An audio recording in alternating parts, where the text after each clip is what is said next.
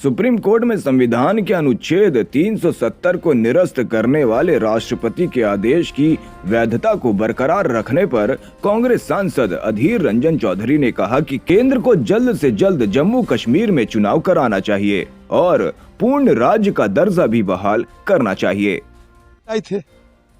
370 जब से ये देश में हमारे संविधान में शामिल हुई थी, उसी समय से ये टेम्पोररी के आधार पे हुई, ये टेम्पोररी एडहॉक मेजर। लेकिन उस समय ये 370 दिए गए थे, इसके पीछे जो कारण वो भी बताए गए थे। लेकिन सदन के अंदर बार बार हम ये गुहार लगाते आते थे कि इस एक स्टेट को अब भंग करके यूनियन टेरिटरी बना दिए तो स्टेट की मर्यादा कब वापस जाएगी। ये कुछ दिन पहले भी सदन के अंदर ये मुद्दा हम लोग उठाए, ठीक है। और ये सदन के अंदर हमारे अमित शाह जी कह रहे थे बड़े जोर शोर से सीना ठोक के, हम पीओ को कब्जे में लाएंगे। अभी बताए कब पीओ को कब्जे में लाएंगे। ये चुनाव तो आते जाते रहेंगे, कम से कम इस चुनाव के पहले तो पीओ को तो कब्जे में लाया करो। और तीसरी बात, कब चुनाव करोगे ये जल्दी बताओ। तो ये हमारा मांग था।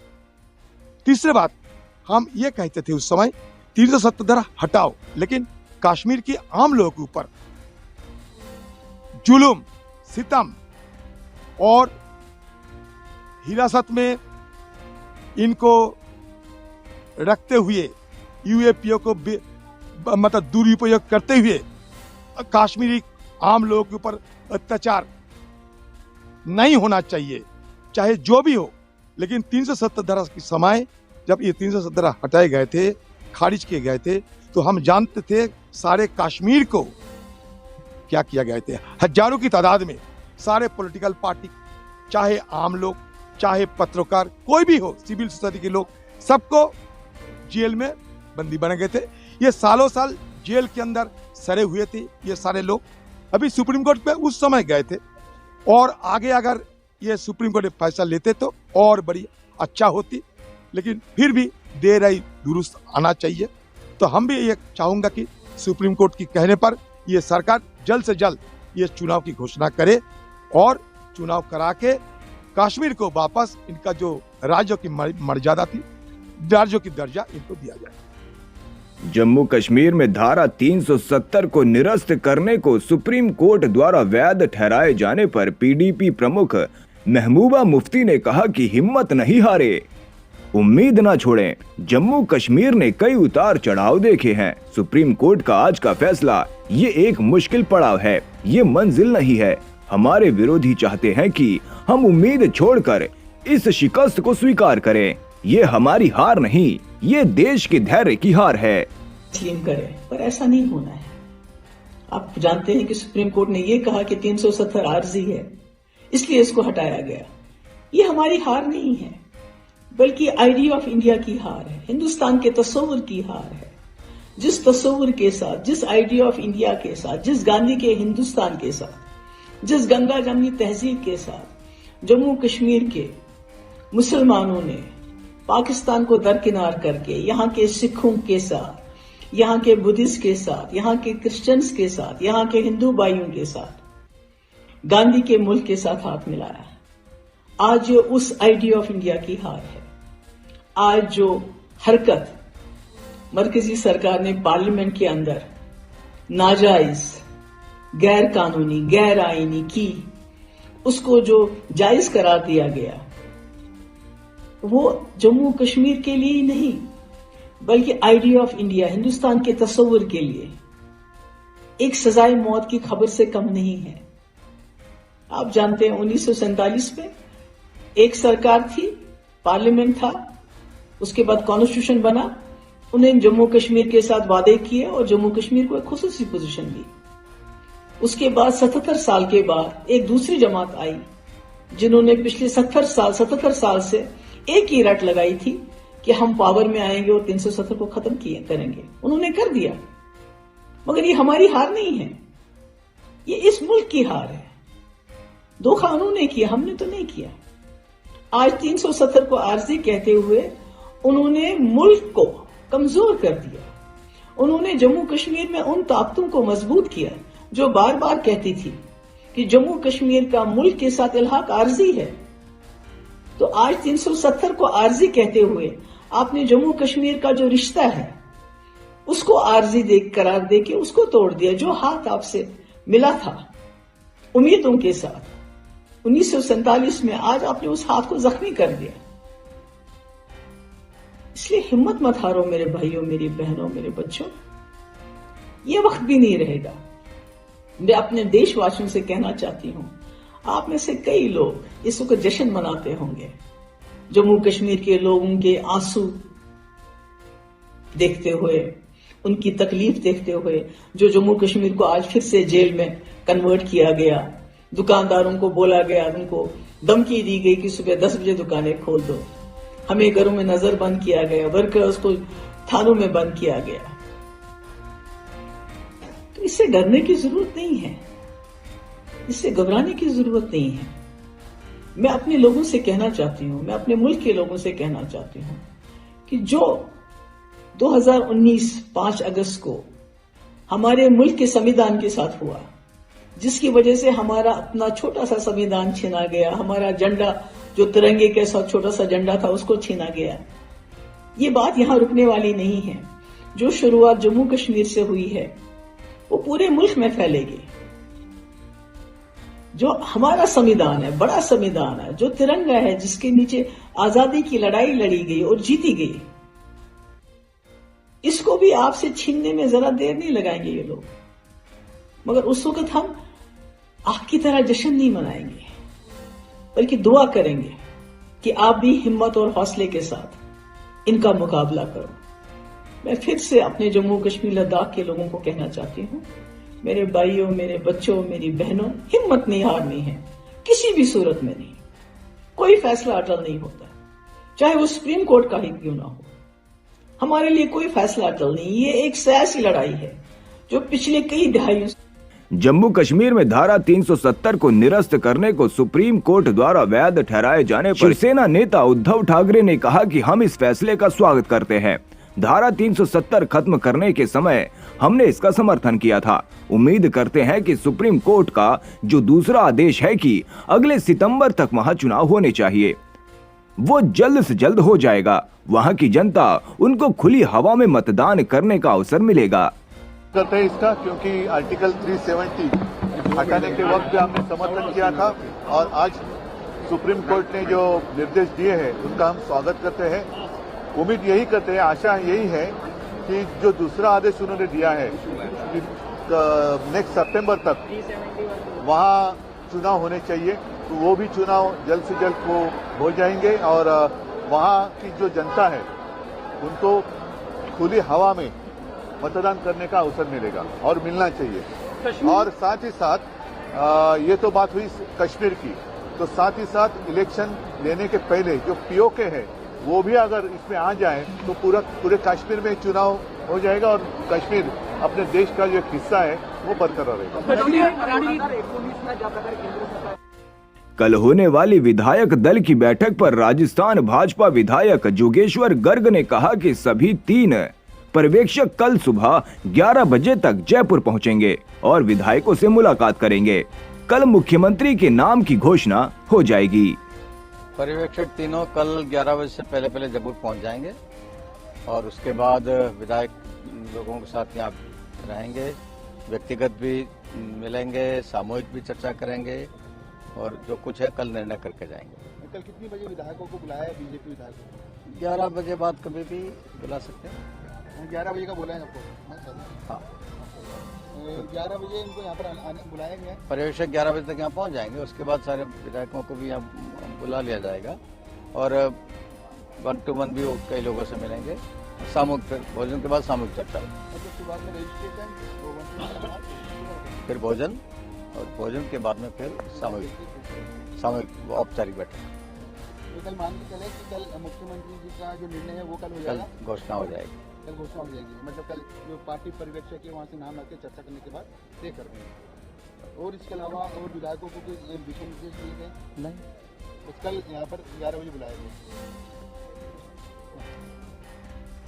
सुप्रीम कोर्ट ने जम्मू कश्मीर में अनुच्छेद 370 को हटाए जाने को संवैधानिक रूप से वैध ठहराया। इस पर AIMIM प्रमुख असुद्दीन ओवैसी ने कहा कि हम इस फैसले से संतुष्ट नहीं है। कश्मीर हमेशा से भारत का एक अटूट हिस्सा रहा है। अब आने वाले दिनों में भाजपा को कोलकाता, चेन्नई, हैदराबाद और मुंबई के केंद्र शासित प्रदेश बनाने से कोई नहीं रोक सकेगा। इसका नुकसान सबसे ज्यादा डोगरा और लद्दाख के बौद्धिस्ट को होगा।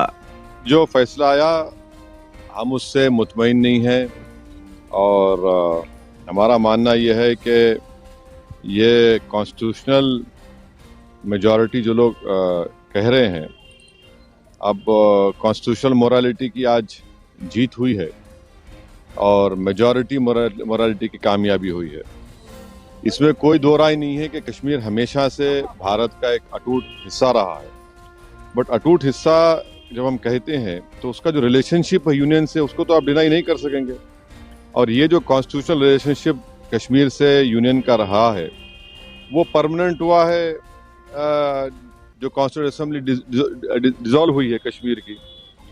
और दूसरी बात यह है कि किसी एक सेमिनार में चीफ जस्टिस ऑफ इंडिया ने कहा है, मैं अंग्रेजी में पढ़ देता हूं, कि public deliberation will always be a threat to those who achieve power in absence. अब क्वेश्चन ये है कि जब आप एब्रोगेट कर रहे हैं स्पेशल स्टेटस, पूरे स्टेट को कर्फ्यू में लगाकर 356 लगा दिया आपने, इलेक्टेड असेंबली नहीं है, तो फिर कश्मीर में डिलिबरेट किसने किया बताइए हमको, किसने क्या डिलिबरेट किया? और बोम्बई में फेडरलिज्म को कहा गया कि बेसिक स्ट्रक्चर का हिस्सा है। फेडरलिज्म के माने ये है कि स्टेट की एक आवाज है, उसका एरिया ऑफ कॉम्पिटेंस है, उसको कंप्लीट फ्रीडम ऑपरेट करने का। अब पार्लियामेंट कैसा बोलेगा असेंबली के लिए, और पार्लियामेंट और कैसे पार्लियामेंट एक रेजोल्यूशन पास करेगा जो असेंबली को पास करना था? तो मेरे नज़र में 370 को जो एब्रोगेट किया गया है ये वायलेशन है कॉन्स्टिट्यूशनल मोरालिटी का। और जो एब्रोगेशन, बाइफर्केशन और डाउनग्रेडिंग हुआ है एक स्टेट के यूनियन टेरिटरी का, ये तो बहुत बड़ा धोखा हुआ है जो हमने कश्मीर के अवाम को वादा किया था। मैं पहले भी कहा हूँ, आज भी कह रहा हूँ कि अब ये तो लेजिटिमाइज हो चुका है कोर्ट से, तो कल बीजेपी को कोई नहीं रोक सकेगा चेन्नई, कोलकाता, हैदराबाद और मुंबई को यूटी बनाने के लिए। और इसका सबसे बड़ा नुकसान जो होगा आप देख लेना फ्यूचर में, डोगरास को होगा और लद्दाख के बुद्धिस्ट को होगा। वहां पर डेमोग्राफिक चेंज होगा। अभी से आप देख रहे हैं कि जम्मू में जितने राइस मिलें थी वो डोगरा के लोग हाथ से निकल गई, और लद्दाख में आप देखेंगे बहुत बड़े पैमाने पर बुद्धिस्ट लोग नाराज होंगे और वहां पर डेमोग्राफिक चेंज होगा। सर, दो सवाल हैं। आपने ये बात कही कि दूसरे शहरों में भी ये काम करेंगे ये लोग, किस शर्त पे और क्या सबूत और किस दावे के साथ आप कह रहे हैं? देखिए, आज आपने एक स्टेट को 3 यूटी बना दिए, वहां की असेंबली भी नहीं है, वहां 356 है, पार्लियामेंट उनके लिए बोल रहा है, असेंबली नहीं बोल रही है। आपने यूटी बना दिया उन लोगों को 3 को। अब आज का जो ऑर्डर आया है सुप्रीम कोर्ट ने, CGI और सुप्रीम कोर्ट ने कहा है कि द अर्लीस्ट आप रेस्टोर करिए। अर्लीस्ट का मतलब क्या है? जैसा कि सुप्रीम कोर्ट ने कहा कि 30 सितंबर की तारीख दी कि चुनाव करा दीजिए, अब अर्लीस्ट का मतलब क्या है? और लद्दाख के यूटी को उन्होंने अपहेल्ड किया है। अब वो लद्दाख में क्या पावर्स है बताइए? पहले तो भी काउंसिल में कुछ पावर से, अब तो LG डिसाइड करता है बजट उनका। तो ये आप कल किसी को भी करेंगे, आपको जरूरत ही नहीं है 356 लगाने की। आप कहेंगे कि भाई चलो ये लॉ एंड ऑर्डर मसला है और इन चारों को यूटी बना दो, खतरा है वो, उस खतरे से कोई इनकार नहीं कर सकता। जल्द चुनाव होना चाहिए, डेमोक्रेटिक वहां पे स्थापित होना चाहिए। शिवसेना की सांसद प्रियंका चतुर्वेदी ने कहा कि हर हिंदू परिवार को उम्मीद की थी सुप्रीम कोर्ट के माध्यम से एक ऐसा निर्णायक कदम उठाया जाएगा जहां राम मंदिर एक हकीकत बनेगा। अब 22 जनवरी को वो होने जा रहा है। सारे देशवासी उसी उमंग, ध्यान और साधना से इंतजार कर रहे हैं। बिल्कुल सही है। हर हिंदू घर में, हर हिंदू परिवार में यही एक उम्मीद थी कि सुप्रीम कोर्ट के माध्यम से एक ऐसा निर्णायक कदम उठाया जाएगा जहां राम मंदिर एक हकीकत बनेगा। और अब वो 22 जनवरी को होने जा रहा है।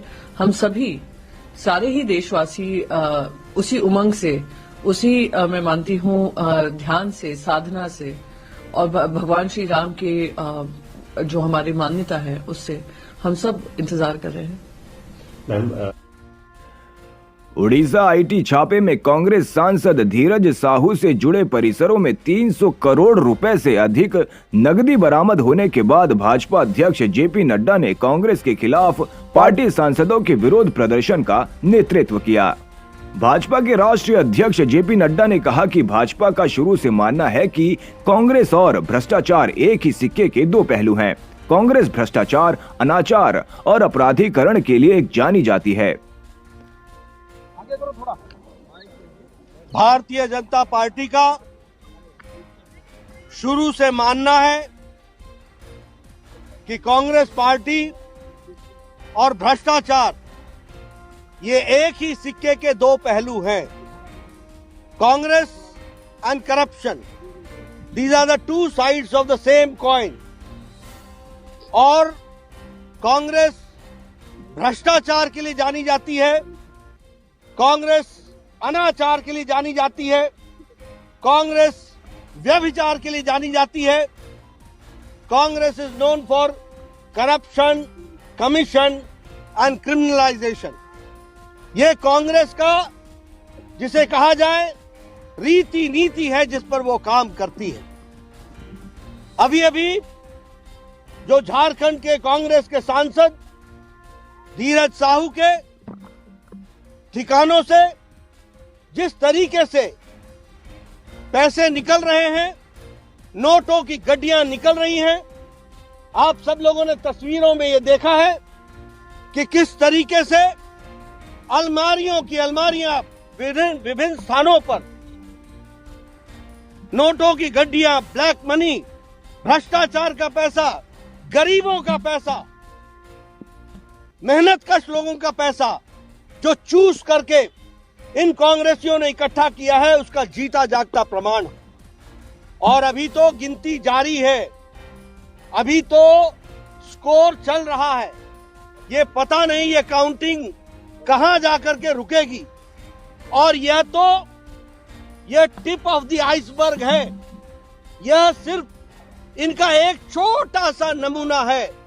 कांग्रेस आकंठ भ्रष्टाचार में डूबी हुई पार्टी है और ये बार बार आईटी, ईडी एजेंसीज इन पर आरोप लगाते रहे हैं।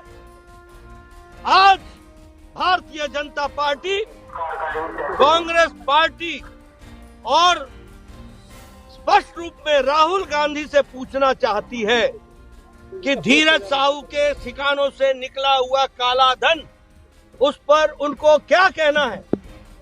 ये सोनिया गांधी जी जो ईडी, आईटी पर हमेशा कटाक्ष करती रही है, सेंट्रल एजेंसीज के बारे में प्रश्न उठाती रही है, आज हम जानना चाहते हैं, देश की गरीब जनता जानना चाहती है कि ये जो आज पकड़ाया है और जो मैंने कहा कि ये एक निमित्त मात्र है, यह तो शुरुआत है। और प्रधानमंत्री मोदी जी ने साफ कहा है कि हम किसी भी भ्रष्टाचारी को नहीं छोड़ेंगे, नहीं छोड़ेंगे। प्रधानमंत्री नरेंद्र मोदी ने विकसित भारत 2047 वॉइस ऑफ यूथ कार्यशाला को वर्चुअली संबोधित किया। पीएम मोदी ने कहा कि आज विकसित भारत के संकल्पों को लेकर बेहद अहम दिन है। मैं सभी राज्यपालों को विशेष बधाई दूंगा कि उन्होंने विकसित भारत के निर्माण से जुड़ी इस वर्कशॉप का आयोजन किया। पीएम मोदी ने कहा कि आप उन लोगों को इस मंच पर लाएं जिन पर देश की युवा शक्ति को दिशा देने की जिम्मेदारी है। शिक्षण संस्थानों की भूमिका व्यक्तियों का विकास करना है और व्यक्तिगत विकास से ही राष्ट्र का निर्माण हो सकता है। आज के युग में भारत के व्यक्तिगत विकास का अभियान बहुत महत्वपूर्ण हो गया है। और सज्जनों, आज विकसित भारत के संकल्पों को लेकर बहुत ही अहम दिन है। मैं सभी गवर्नर्स को विशेष बधाई दूंगा कि उन्होंने विकसित भारत के निर्माण से जुड़ी इस वर्कशॉप का आयोजन किया है। देश की युवा शक्ति को दिशा देने का दायित्व जिन साथियों पर हैं उनको आप एक मंच पर लाए हैं। शिक्षण संस्थानों की भूमिका व्यक्ति निर्माण की होती है और व्यक्ति निर्माण से ही राष्ट्र निर्माण होता है। और आज जिस कालखंड में भारत है उसमें व्यक्ति निर्माण का अभियान बहुत ज्यादा अहम हो गया है। मैं आप सभी को वॉइस ऑफ यूथ वर्कशॉप की सफलता के लिए अग्रिम शुभकामनाएं देता हूं। साथियों, हर देश को इतिहास एक ऐसा कालखंड देता है जब वो अपनी विकास यात्रा को कई गुना आगे बढ़ा लेता है। ये एक तरह से उस देश का अमृतकाल होता है। भारत के लिए ये अमृतकाल इसी समय आया है। ये भारत के इतिहास का वो कालखंड है जब देश एक क्वांटम जंप लगाने जा रहा है। हमारे इर्द गिर्द ही ऐसे अनेक देशों के उदाहरण हैं जिन्होंने एक तय समय में ऐसा ही क्वांटम जंप लेकर खुद को विकसित बना लिया। इसलिए ही मैं कहता हूं, भारत के लिए भी यही समय है, सही समय है। हमें इस अमृत काल के पल पल का लाभ उठाना है। हमें एक भी पल गंवाना नहीं है। साथियों, हम सभी के सामने प्रेरणा के लिए आजादी का हमारा लंबा। कांग्रेस सांसद अधीर रंजन चौधरी ने कहा कि वे कांग्रेस पार्टी के सांसद हैं। सदियों से उनका व्यापार है। कहां कमाए, किससे कमाए सरकार, जांच करे और पता करे। इसके साथ कांग्रेस पार्टी का क्या संबंध है? कांग्रेस पार्टी के साथ इसका कोई संबंध नहीं है। ये एक परिवार का मामला है। ये पैसा किसका है हमें भी नहीं पता। पैसा सांसद का है, उनके पिता का है, उनके भाई का है या उनके पूर्वजों का है, ये किसे पता है? जांच पड़ताल कर लें। सदियों से उनकी अपना बिजनेस, कहां कमाए, किससे कमाए, सरकार तफ्तीश करे, पता करे। इसके साथ कांग्रेस पार्टी के कहां ताल्लुकात है? कांग्रेस पार्टी के कई सारोकार है, पता बताओ। कांग्रेस पार्टी के साथ इसका कोई सारोकार नहीं है। ये एक व्यक्ति और वो व्यक्ति एक फैमिली के है। ये पैसा किसका है वो भी हमें पता नहीं। हमारे एमपी के या पूर्वपदर के, उनके पिताजी के, भाई के, किसको पता है? और जांच पड़ताल कर ले। लेकिन इसके साथ साथ जिस तेजी से, जिस मतलब जोर शोर से ये मुद्दा उठाए जा रहे हैं, हमारे नीरव मोदी जी के समय नीरव क्यों थे लोग? मेहुल चोस्की के समय क्यों मस्का मार रहे थे? तब तो अच्छा लगता था कि हर लोग इसे सही विचार करते हैं। लेकिन जब नीरव मोदी की बात होते हैं तो नीरव रह जाते हैं और जो बात उठाते हैं उनको धक्का मार के निकल देते हैं। कांग्रेस सांसद धीरज प्रसाद साहू पर भाजपा नेता निशिकांत दुबे ने कहा कि भारत के इतिहास में इतनी बड़ी बरामदगी आज तक नहीं हुई है। ये सारे पैसे कांग्रेस के हैं। कांग्रेस को डूब मरना चाहिए। अभी तक पार्टी से उसे निष्कासित नहीं किया है। इसीलिए मैं कह रहा हूं कि जांच अगर ईडी और अन्य एजेंसियां करेंगी तब पता चलेगा कि इसके तार कहां तक हैं। भारत के इतिहास में इतनी बड़ी रिकवरी आज तक नहीं हुई। 1947 से लेकर आज तक सबसे बड़ा रिकॉर्ड 183 करोड़ का था।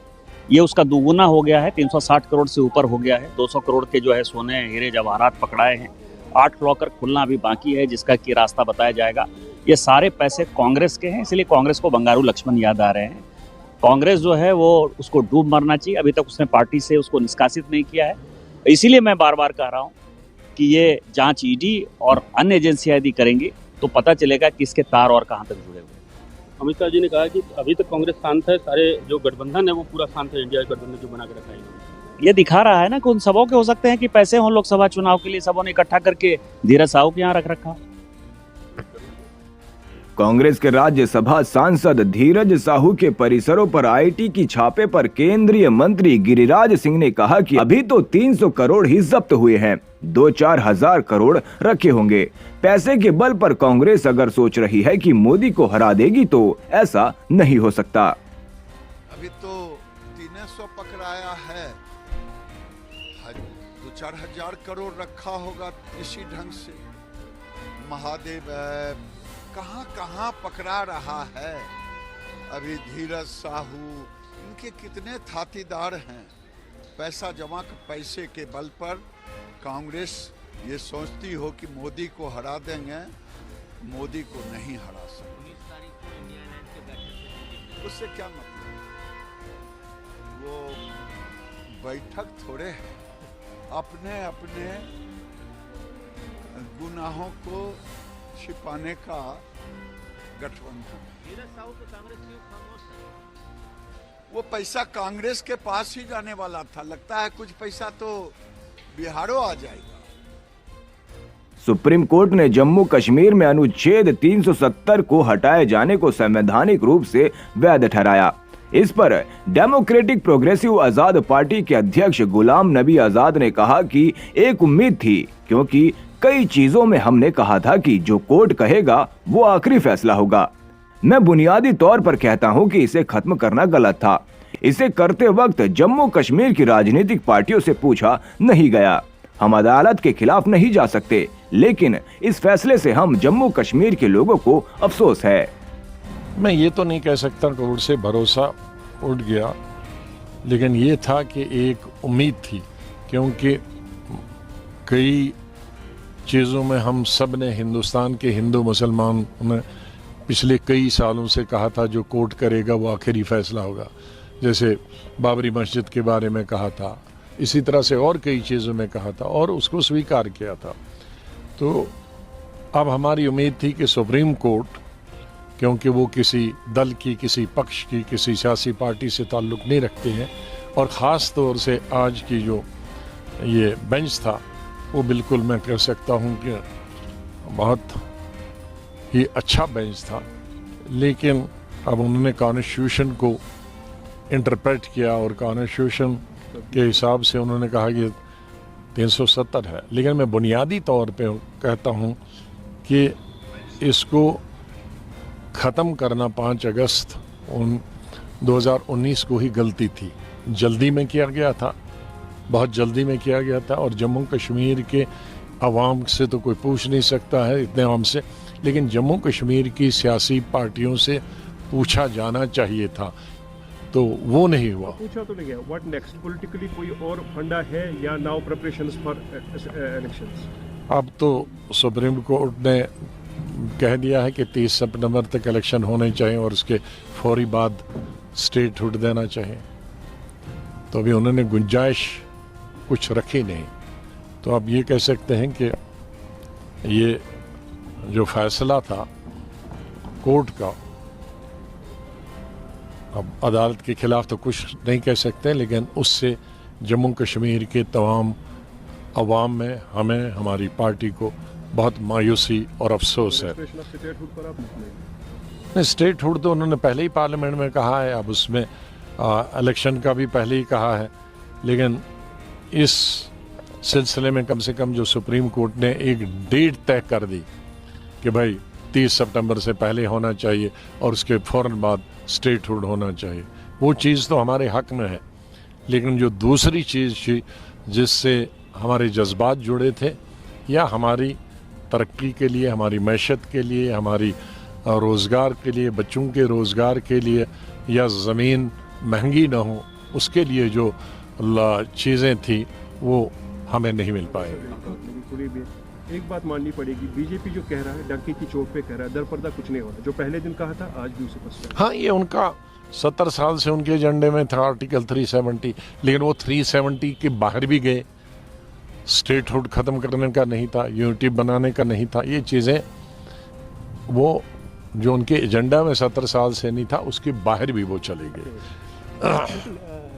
राज साहब, ये जानना चाहूँगा कि अब इस फैसले के बाद जो है पॉलिटिकल पार्टीज और खासकर डीपीएपी की जो सियासत है वो किधर जाती हुई दिख रही है? अब वो हम अपने साथियों से बात करें, लेकिन मैंने पहले ही कहा कि तो दो ही बड़े इदारे हैं, पार्लियामेंट और सुप्रीम कोर्ट। उससे तो ऊपर वाला खुदा है, उसके साथ तो हमारी अप्रोच नहीं है। तो यहाँ जो जमहूरियत में जो सबसे स्ट्रांग पिलर्स हैं हमारी जमहूरियत के, वो है पार्लियामेंट और सुप्रीम कोर्ट। बदकिस्मती से हम दोनों में हार गए।